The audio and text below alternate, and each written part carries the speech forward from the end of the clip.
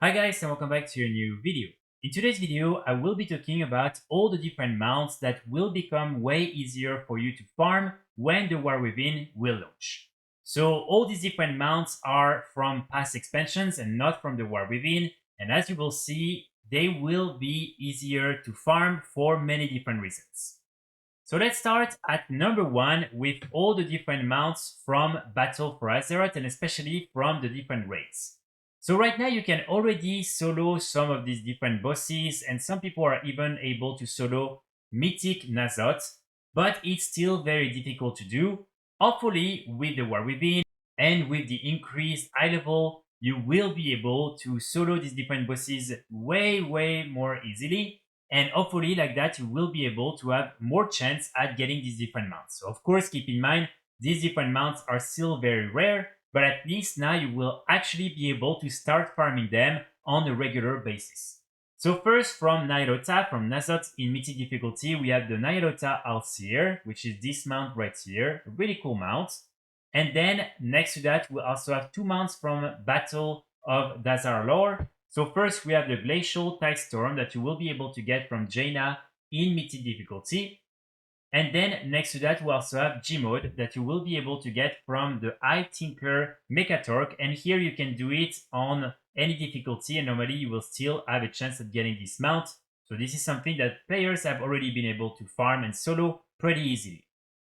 Now at number 2, a very similar category, this time for all the different raids from Shadowlands.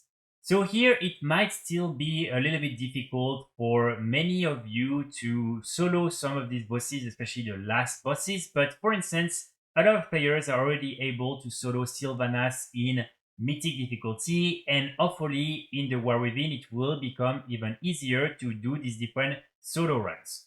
So first you have from Sanctuary of Domination 2 mounts, you have the Vengeance Reigns from Sylvanas in Mythic difficulty. And then you also have the Sanctum Gloom Charger's Reigns. And so this one is from the boss, the 9.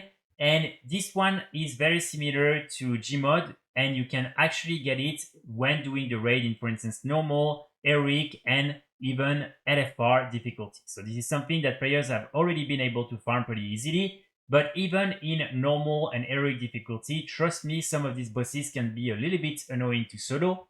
But hopefully with the War Within it will be easier. And then next to the Sanctum of Domination, we also have the Sepulchre of the First Ones. And so here in Mythic difficulty, you will have this mount from the Jailer, which is the Fractal Cipher of the Zereth Overseer. And this mount again is only from the Jailer in Mythic difficulty. And this is a really nice mount. One important thing to note here, but please keep in mind this is only a speculation, but I do think that all these different mounts, so this mount, the two ones from the Sanctum of Domination, and also the different mounts from the dungeons from Shadowlands will be added to the Black Market Auction House, and normally you should be able to buy them from there. It would make sense, but again, it hasn't been confirmed yet, so these are only my own speculations, but if that's the case, then if you have a lot of gold, it will even be easier for you to get your hands on all these different mounts because you might be able to buy them from the Black Market Auction House directly. Finally, at number 3, in the same category, you will probably be able to farm way more easily this mount from the Dawn of the Infinite dungeon, and this is the Reigns of the Quantum Courser. And this mount will allow you to then get all the different mounts that are listed right here, or each time you will be able to get one of them. And so I really want to insist on this one because even though right now it's not so difficult to do this dungeon in Mythic difficulty, you will now be able to solo it really easily. And like that, you will have a chance each time at getting the Reigns of the Quantum Courser and at getting some of these different missing mounts from all the different dungeons from past expansions. And so I think this is something that will hopefully allow you to get your hands on some of these missing mounts. And yeah, just something I wanted to mention as well. After that, we have another interesting category of mounts, and this time it's all the different mounts that you can buy from the vendors during the Timewalking event. So here you have all the following mounts. So first you have the Reigns of the Eclipse Dragonhawk from the Burning Crusade Timewalking event. Then after that, you have the Iron Bone Wraith Charger from the Wrath of the Lich King Timewalking event. Then from the Mistopanaya one, you have Yulei. Then after that, from War of the Journeyer, you have two of them. You have the Beast Lord's Iron Tusk and the Beast Lord's Warwolf. And finally, from Legion, you have the Valsharat Hippogriff. So the reason why these different mounts will become even easier for you to farm compared to now is simply because, as you can see, to buy these different mounts, you need to get some of these different Timereaver badges. It's 5,000 of the badges for each mount. And in the War Within, all these different Timereaver badges will become transferable from one character to another in your Warband.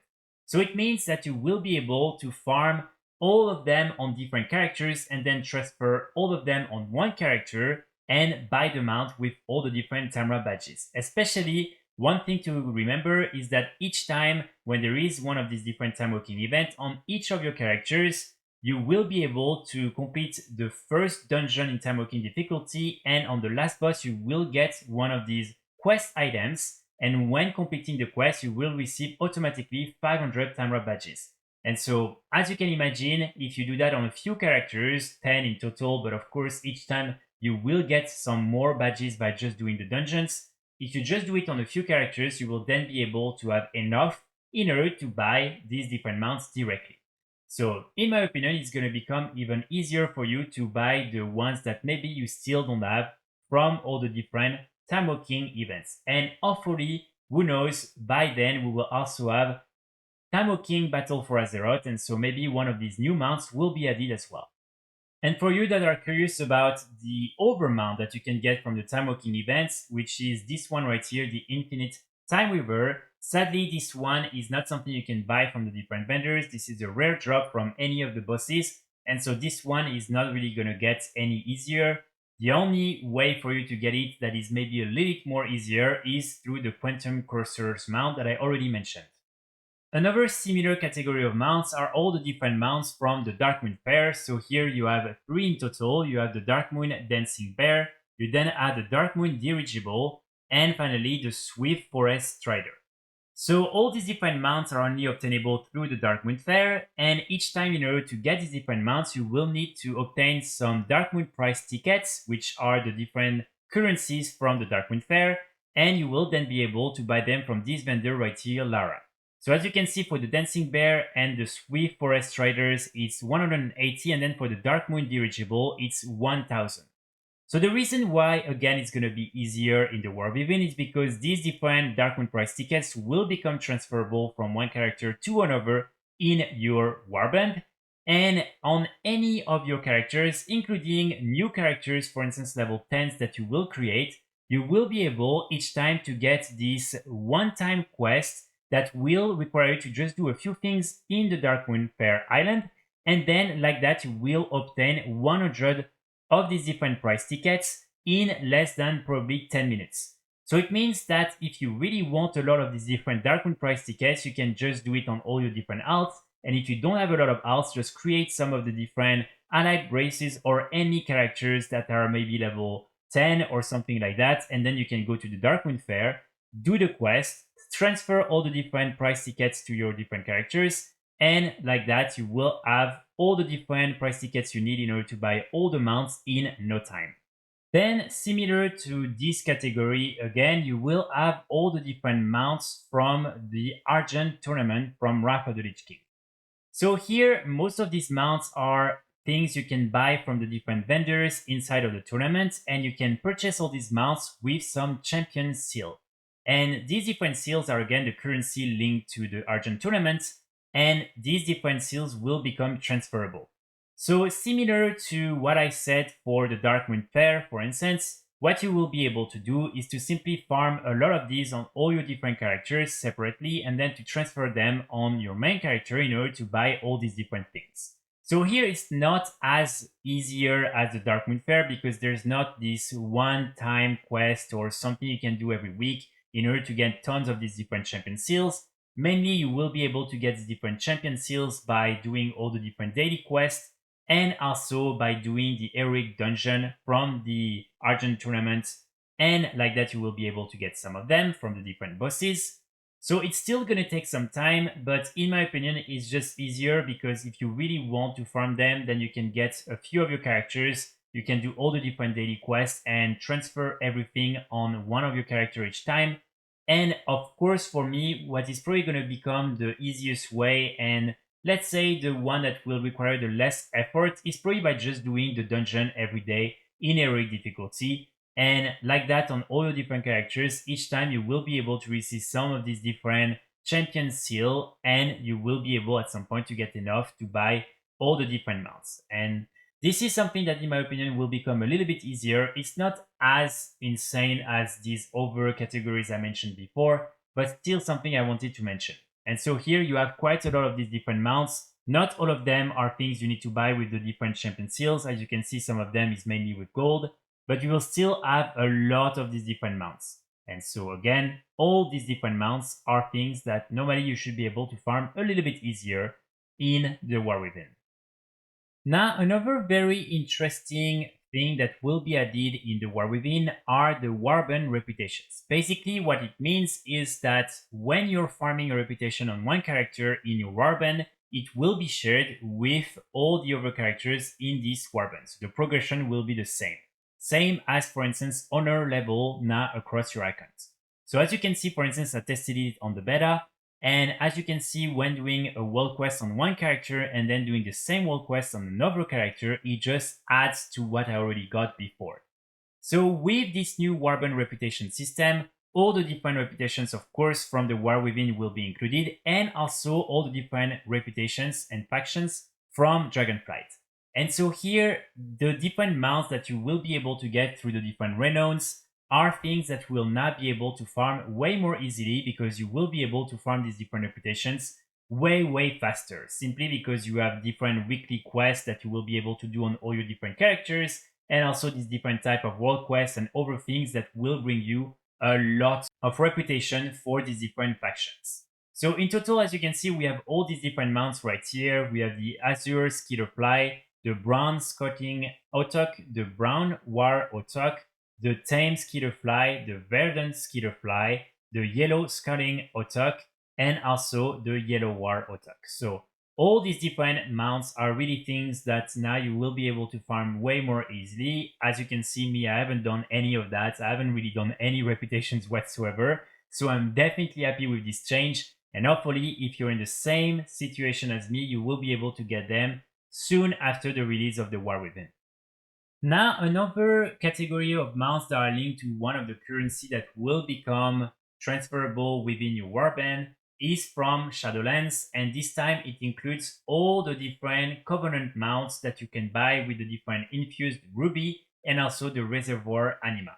So the reservoir anima were already things you could easily transfer from one character to another by buying an item that was bind to your icons, but now it will also become transferable, and then the different grateful offerings that are really important in order to buy a lot of these different Covenant mounts will be transferable. And again, some of these are really easy to farm on a daily basis on all your different characters by doing the different world quests and things like that. And so normally you should be able to farm them way more easily and then to transfer them on the different characters where you want to buy all the mounts with it. And here is the full list of all the different Covenant mounts that, as you can see, will require you to get some of these grateful offerings in order to purchase them. So you have, for instance, the Winterborn Runestag from the Nightfey Covenant, the Ori Dreadwing from the Venthyr Covenant, the Wild Grimfur Prowler, and the Umbral Scythehorn from the Nightfey Covenant. Then we have the Phalanx of Humility from the Kyrian one. Then we have the Armored Bone Hoof Toralus from the Necrolord one. Then we also have the Enchanted Shadeleaf Runestag from the Nightfey. This one right here from the Venthyr. This one from the Necrolord. And finally, the Eternal Phalanx of Purity from the Kyrian Covenant. Then after that, I also want to include all the different mounts that you can get from rare mobs in the Dragon House. So here, for instance, you have this one from Breeze Biter, as you can see from the Azure Span, the Liberated Silvern. Then same here from the Unearned Plains, you have the Zenith Hatchling from the Zenith Egg. And this is this mount right here. And then you also have the one from the Zarek Cavern, the Cobalt Shalewing from Karaktora. And so all these mounts will still remain as rare in terms of the drop rate and everything, but there's just gonna have less people just doing activities around. Everyone or most people will be in the War Within, and so probably there's gonna have less competition for you to try and find these different rare mobs and have a chance at killing them in order to get a drop. So again, these will still be as rare. They're just probably going to be a little bit more easier to get by simply finding the different rares a little bit faster. And of course, you also have this one right here from the Forbidden Reach that can drop from almost any of the rares there. But this one is already not so hard to farm because it can drop from literally any of the different rares in that zone. The last mount that I want to include in this list is this one right here, the Cataloged Shalewing from the Researchers Under Fire event in the Zarek Cavern. And the reason why is simply because this event is something that is still a little bit difficult for, I think, a lot of players to solo. And sadly, there's not on many realms a lot of players still doing this event. And so many times, at least in my case, you're just ending up trying to solo it yourself, and it's still very difficult. And so many times it just fails, and so you don't even have a chance at actually getting the mount from this event. And so I do think that in the War Within, it will be way more easier to solo the event and to hopefully at some point get the mount to drop. So this is why I'm also going to include this one in the list. And again, from those of you who are not really familiar with this event, it's the one that is taking place in the middle of the Zarek Cavern. And this is something that I think happens every 30 minutes. So that's pretty much it for today's video. I really hope you enjoyed. Of course, I'm sure I'm forgetting a few mounts, so please don't hesitate to add more mounts in the comments and explain why they should be easier to farm when the War Within will launch. I would love to hear from you. I will be back very soon with more guides and more videos, and in the meantime, I wish you all a great day. Bye!